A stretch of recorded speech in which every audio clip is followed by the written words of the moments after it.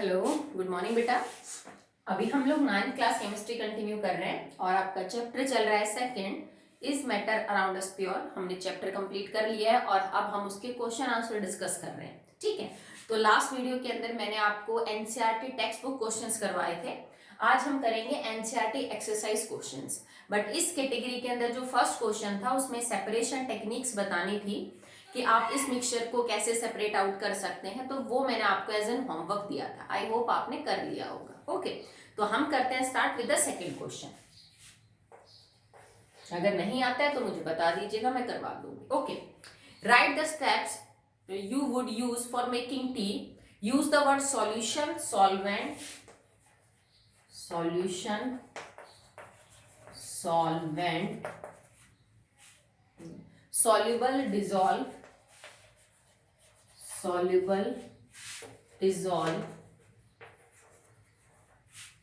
and soluble, dissolve, and filtrate, residue, insoluble, insoluble, filtrate, residue।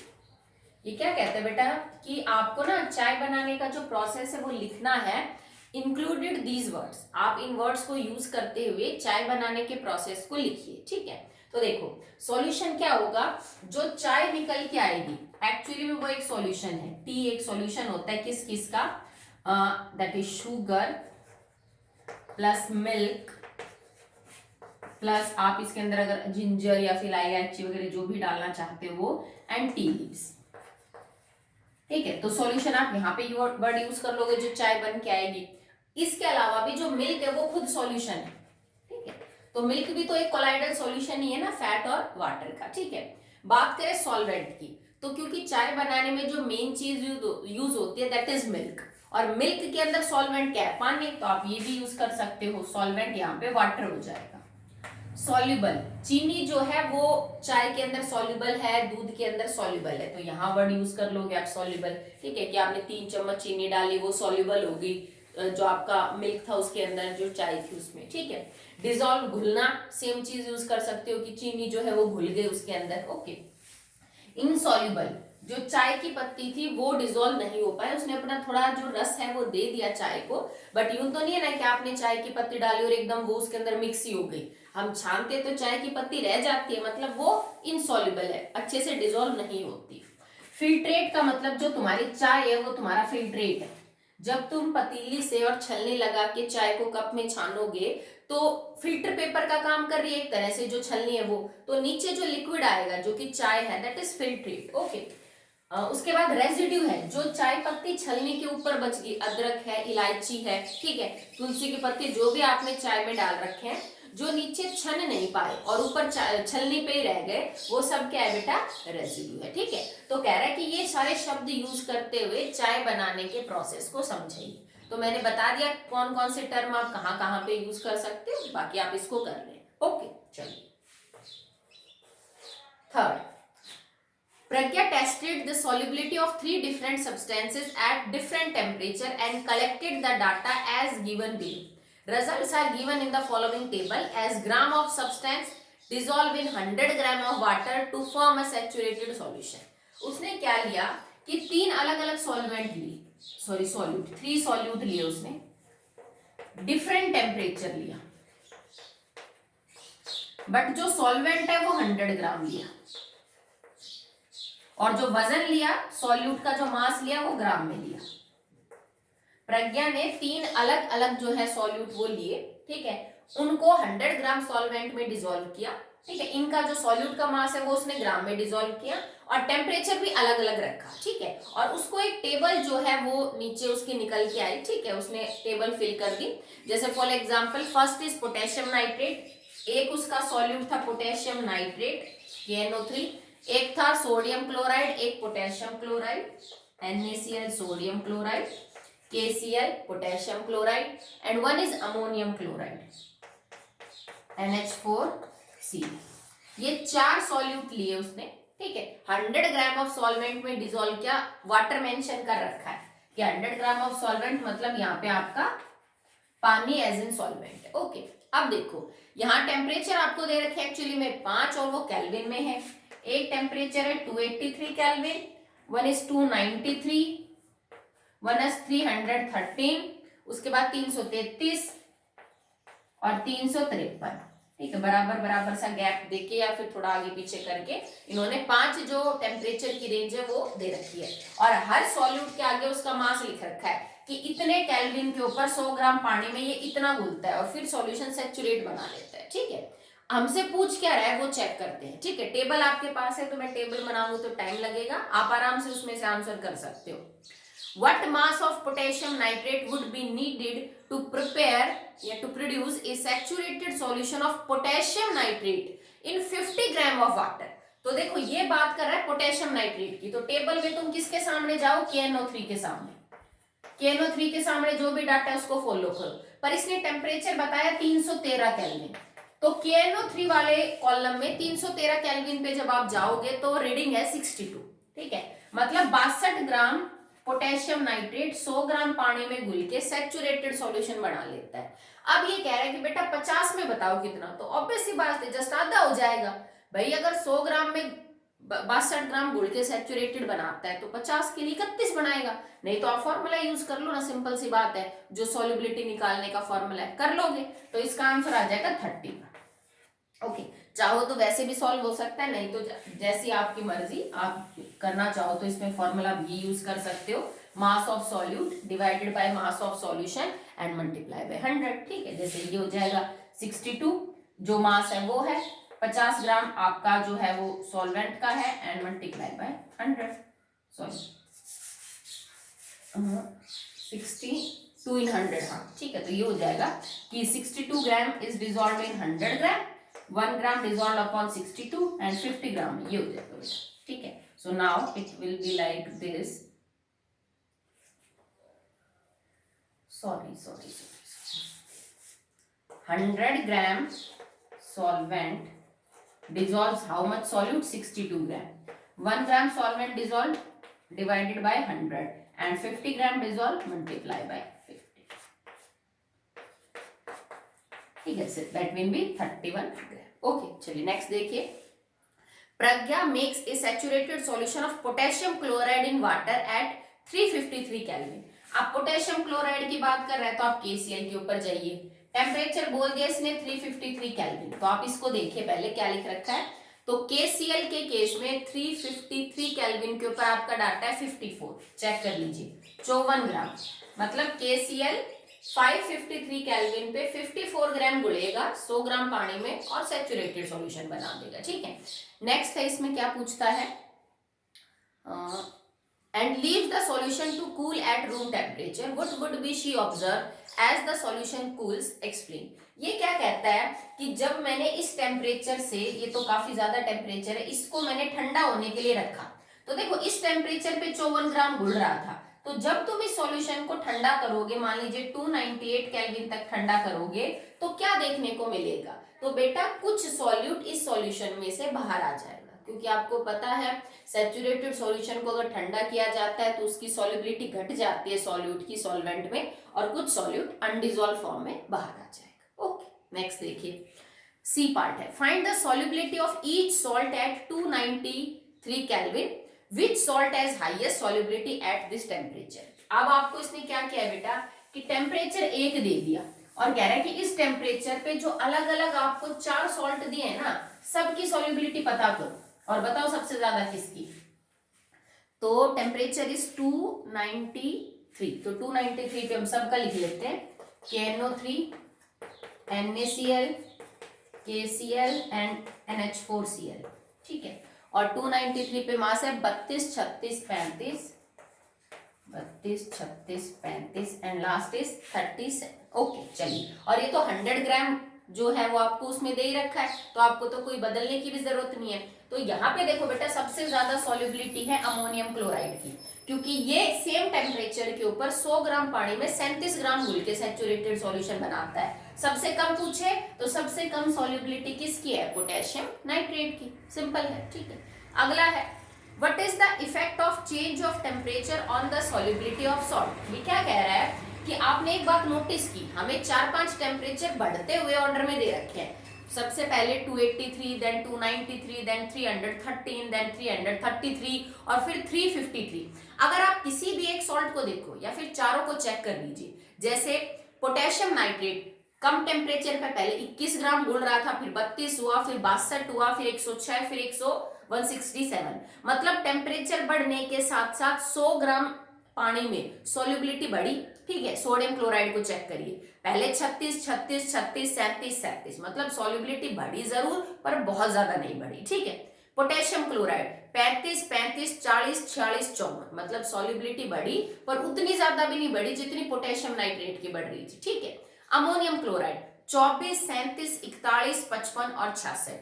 तो एक चीज हमने नोट की कि जैसे जैसे आपका टेम्परेचर इंक्रीज करेगा, इन सॉल्यूट्स की जो सॉल्युबिलिटी है वो पानी के अंदर क्या करेगी बेटा, इंक्रीज करेगी। बस, ठीक है। चलिए अगला क्वेश्चन देखिए, क्वेश्चन नंबर 4 है, explain the following terms giving example. तो आपको नीचे दिए गए टर्म्स को एक्सप्लेन करना है एग्जांपल के साथ। सैचुरेटेड सॉल्यूशन कर दोगे, एक ऐसा सॉल्यूशन किसी गिवन टेम्परेचर पे जिसमें और ज्यादा सॉल्यूट को ऐड ना किया जा सके, जैसे अभी जो हमने टेबल फॉलो की कि सोडियम क्लोराइड 283 केल्विन के ऊपर 36 ग्राम पानी में घुलेगा और सैचुरेटेड सॉल्यूशन बना देगा। ओके, प्योर सब्सटेंस ये तो हमने कल ही डिस्कस किया था। ठीक है, जिसमें सिर्फ एक टाइप के पार्टिकल हो। कोलाइड ये वो सॉल्यूशन होते हैं जिनमें पार्टिकल, सॉल्यूट पार्टिकल की रेंज 1 से 100 नैनोमीटर के बीच है साइज। सस्पेंशन ये वो सॉल्यूशन होते हैं जिनके अंदर सॉल्यूट पार्टिकल का साइज 100 नैनोमीटर से क्या होता है बेटा, बड़ा होता है। ओके, एग्जाम्पल तो आप बता ही सकते हो, जैसे सस्पेंशन पानी और रेत, चौक और पानी हो जाएगा। ठीक है, कोलाइड मिल्क, प्योर सब्सटेंस जैसे प्योर डिस्टिल वाटर, कार्बन की फॉर्म में ग्रेफाइट, डायमंड, ये सब प्योर सब्सटेंस है। ठीक है, नेक्स्ट है classify each of the following as homogeneous and heterogeneous mixture. ठीक है, अब नीचे आपको कुछ मिक्सचर्स दे रखे हैं, आपको सिर्फ ये पता करना है कि इनमें से होमोजीनियस कौन सा है और हेट्रोजीनियस कौन सा। होमोजीनियस मिक्सचर वो होते हैं जो बनने के बाद पूरे मिक्सचर की कंपोजिशन बिल्कुल एक जैसी हो जाती है, आपको पता ही नहीं चलता कि मिक्सचर में ये कंपोनेंट कहाँ है और ये कंपोनेंट कहाँ है। ओके, हेट्रोजीनियस मिक्सचर वो होते हैं जिनमें बनने के बाद कंपोजिशन में डिफरेंस आ जाता है। ठीक है, चलिए तो स्टार्ट करते हैं। सबसे पहले सोडा वाटर। तो सोडा वाटर आपने देखा होगा, सोडा वाटर क्या होता है एक्चुअली में बेटा, अगर मैं नॉर्मल पानी के अंदर कार्बन डाइऑक्साइड डाल दूं, ठीक है, तो ये दोनों मिलके H2CO3 बना लेते हैं, जिसको हम कार्बोनिक एसिड बोलते हैं। ठीक है, इसी पानी को हम सोडा वाटर बोलते हैं जिसमें थोड़ी कार्बन डाइऑक्साइड डाल ली है। तो क्या उस पानी में तुम्हें कार्बन डाइऑक्साइड और पानी अलग अलग नजर आता है? हमें तो वो बिल्कुल पानी जैसा ही लगता है बाहर से। तो इसका मतलब ये जो मिक्सचर आपका कैसा है बेटा, होमोजीनियस जो है आपका मिक्सचर है। ठीक है, नेक्स्ट है वुड, लकड़ी एक हेट्रोजीनियस मिक्सचर है। ठीक है, क्योंकि अगर मान लीजिए आपने एक इतनी सी बड़ी लकड़ी का टुकड़ा लिया, आप उसको जगह जगह से काट के देखिए, वो हर जगह सेम नहीं होती है। ठीक है, तो it is not an homogeneous, heterogeneous mixture. Okay, उसके बाद एयर। तो एयर में तो बेटा दोनों पॉसिबिलिटी होती है। अगर एयर आप सिर्फ गैस का मिक्सचर मानते हो तो होमोजीनियस है, अगर एयर के अंदर sand, dust particle, pollen grain ये सब आ जाते हैं तो वो हेट्रोजीनियस मिक्सचर बन जाती है। ओके, नेक्स्ट है सॉइल। सॉइल एक हेट्रोजीनियस मिक्सचर है क्योंकि मिट्टी में तो दुनिया भर की चीजें हैं, यहाँ की मिट्टी का टेक्सचर कुछ और है, थोड़ी दूर बाद कुछ और मिलेगा। तो सॉइल एक हेट्रोजीनियस मिक्सचर है, होमोजीनियस नहीं है। विनेगर, विनेगर होता है बेटा सिरका। तो विनेगर में क्या होता है, पानी प्लस में एसिटिक एसिड। ठीक है, तो विनेगर बिल्कुल आपको बाहर से पानी जैसा एक क्लियर लिक्विड नजर आता है, उसमें कहीं अलग अलग नजर नहीं आता कि एसिटिक एसिड का है और पानी का है। तो जो विनेगर है, सिरका, जिसको अचार वगैरह बनाने में यूज करते हैं, ये एक होमोजीनियस मिक्सचर है। ठीक है, नेक्स्ट है it is filtered T. Filter T का मतलब क्या है कि चाय बनाने के बाद जब हम चाय पत्ती से बाकी जो सॉलिड मटेरियल उसको अलग कर दे और नीचे कप में जो चीज आएगी जिसको हम फिल्टर्ड टी बोल रहे हैं, वो होमोजीनियस है कि हेट्रोजीनियस है। अब एक बात बताओ, जब आप चाय पीते हो तो क्या आपको समझ आता है कि एक्चुअली में इस चाय में चीनी किधर है, अदरक किधर है, दूध कहाँ है, पानी कहाँ है, फैट कहाँ है? हमें कुछ नहीं पता चलता ना। जो चाय आप पीते हो वो आपको बिल्कुल एक जैसी लगती है, so it is a homogeneous mixture. ठीक है, चलिए नेक्स्ट देखते हैं। The next question is question number 6. यूं कह रहा है कि बेटा अगर आपको मैं कोई कलरलेस लिक्विड दे दूं तो कलरलेस लिक्विड तो बहुत सारे होते हैं, ठीक है, आपने पानी देखा है ज्यादातर, बट आप जैसे जैसे हायर क्लासेस के अंदर जाओगे लैब्स में आप देखोगे HNO3, H2SO4, oxalic acid, NaOH, ये सब कलरलेस होते हैं, एसिटिक एसिड। तो अगर किसी भी टेस्ट ट्यूब में मैं आपको 2 ml कोई कलरलेस लिक्विड डाल के दे दूं, then how will you check that this is pure water, ये पानी है और कुछ नहीं है? तो देखो बेटा, किसी भी लिक्विड का मेल्टिंग और बॉइलिंग पॉइंट उसके फिंगरप्रिंट होते हैं। अगर उस लिक्विड को आपने बॉयल और मेल्ट किया और उसका बॉइलिंग और मेल्टिंग पॉइंट बिल्कुल वाटर जैसा है, एग्जैक्ट है वो, तो इसका मतलब वो पानी है, क्योंकि अगर पानी नहीं होगा तो उसका मेल्टिंग और बॉइलिंग पॉइंट पानी से अलग होगा। अगर उस लिक्विड का जो बॉइलिंग पॉइंट है वो 100 डिग्री सेल्सियस बॉइलिंग पॉइंट और उसका जो फ्रीजिंग पॉइंट है वो 0 डिग्री सेल्सियस आता है, then it is water. Simple है, ठीक है। 7th, Which of following material fall in the category of pure substance? तो प्योर सब्सटेंस कौन कौन से में जिसमें और कुछ नहीं? आइस। बेटा आइस में पानी के अलावा कुछ नहीं होता भाई, बर्फ जो है वो पानी को ही तो जमाते हैं ना, तो पानी के अलावा कुछ नहीं है, ठीक है।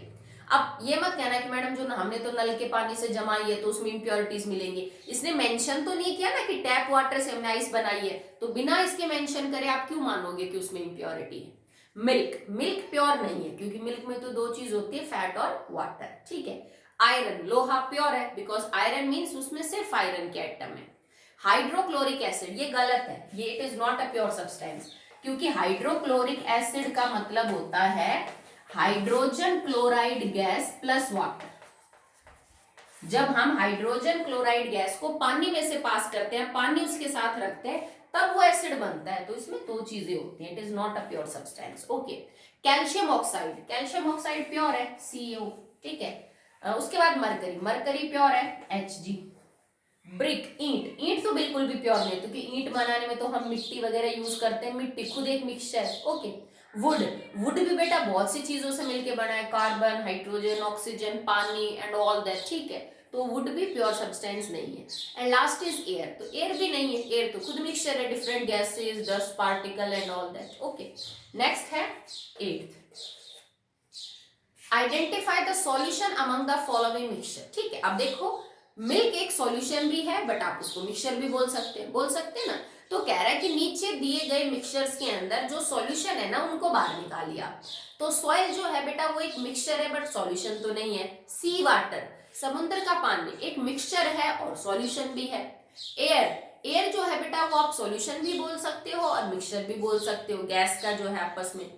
कोल, कोयला जो है वो कोई मिक्सचर नहीं है, कोयला कार्बन होता है, प्योर सब्सटेंस है। सोडा वाटर, तो जो सोडा वाटर है वो मिक्सचर भी है और सॉल्यूशन भी है, अभी मैं बता रही थी, सोडा वाटर मतलब H2 और CO2, तो ये मिक्सचर भी है बट ये सॉल्यूशन भी है। सी वाटर, अब समुद्र के पानी में तो दुनिया भर के सॉल्ट होते हैं, ठीक है, तो ये मिक्सचर भी है और आप इसको क्या कह सकते हो बेटा, सॉल्यूशन भी बोल सकते हो, ठीक है। इसके अलावा हवा की बात करें तो हवा भी, air is an homogeneous mixture जिसमें गैस और गैस का हम सॉल्यूशन ले, ठीक है। चलिए अगला है 9th क्वेश्चन,